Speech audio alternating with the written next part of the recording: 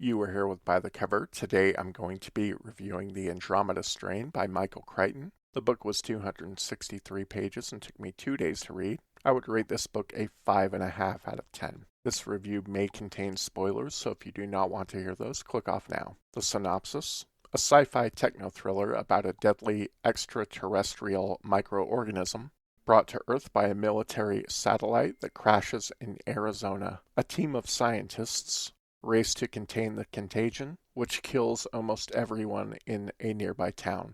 As far as my likes with the book, I thought the opening was good with the two scientists that were recovering a satellite. I like that they found two survivors, which adds a mystery element to the story. This book had a lot of very scientific information, and there are a lot of hints of truth that make it believable. The pages kept turning with this one, so it kept me engaged.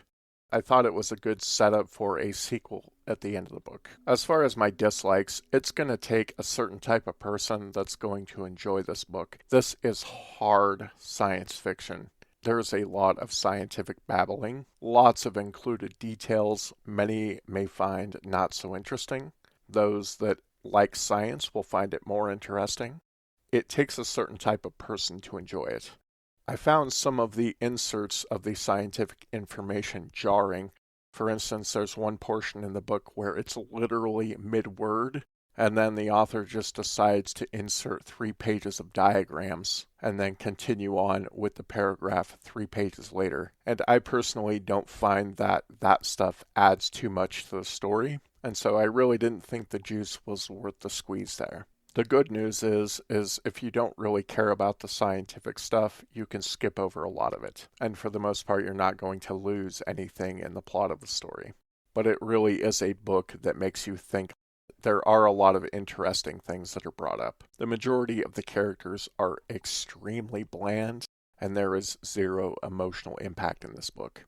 You could take any of the characters in this book and interchange them, and I wouldn't have been able to tell the difference. I did feel that the ending was kind of rushed, and it felt a bit lackluster. If Michael Crichton's intention was to write this and then have a sequel, then that's fine. But if he felt this was going to be a standalone book, then it seems like an ending that is kind of a cop-out. So overall, I did enjoy this book. I thought the scientific nature of it was a bit too much. I thought the characters weren't all that great, but the plot was interesting. It was an interesting read, and it did make me think, and I was engaged throughout reading it. So kind of a mixed bag with this one. That's about it. We'll catch you later.